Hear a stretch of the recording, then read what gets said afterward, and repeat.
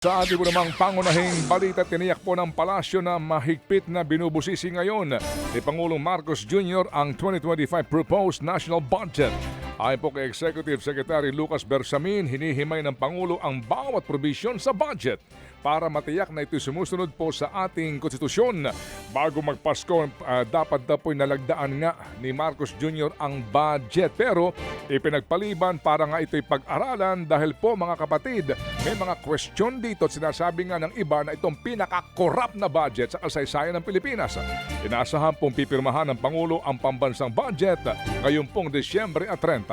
Sinita naman ng Commission on Audit o COA ang questionabling implementasyon ng Department of Labor and Employment o DOLE sa kanilang paghanap buhay sa ating disadvantage o panghanap buhay sa atin pong disadvantage o displaced workers o TUPAD program. Sa tulong po ng TUPAD, binibigyan ng pansamantalang trabaho ang mga benepisyaryo na tinamaan ng pandemya at nawalan ng kanilang hanap buhay. Pero base sa 2023 audit report ng COA, lumabas na may ilang benepisyaryo ang 2 beses na nakinabang sa programa sa loob lamang ng 1 taon sa pamamagitan ng pamimeke ng pangalan at maging ng contact details.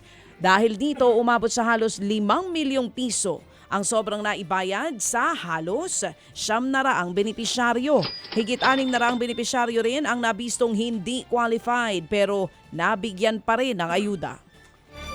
Samantala po naman, bukod sa DOLE ay sinita rin po ng COA ang Department of Science and Technology dahil po naman daw sa atrasadong scholarship program ng ahensya.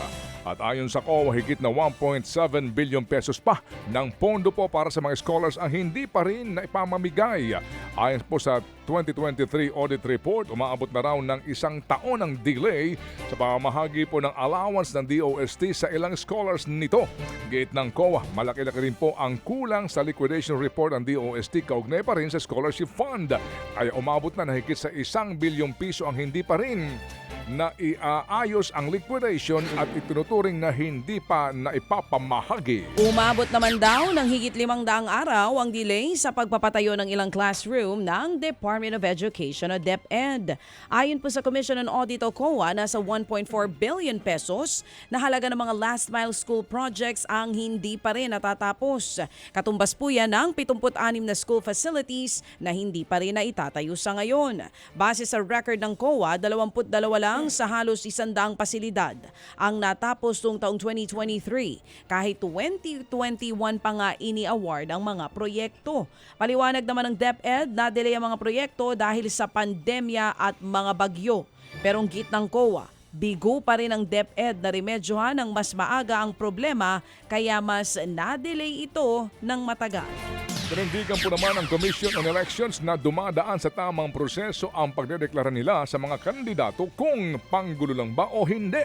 Ayon po kay COMELEC Chairman George Garcia, hindi basta-bastang desisyon ang kanilang ginagawa. Ito'y dumadaan daw sa patas at mabusising pagsusuri. Ito nga po'y matapos na umalma ang ilang kandidato. Matapos silang ideklarang nuisance candidates sa huling bilang po ng COMELEC ay 66 na lamang daw sa halos 200 nagsumite ng COC ang pasok sa pinal na listahan sa pagkasenador sa 2025 elections. God save the Philippines.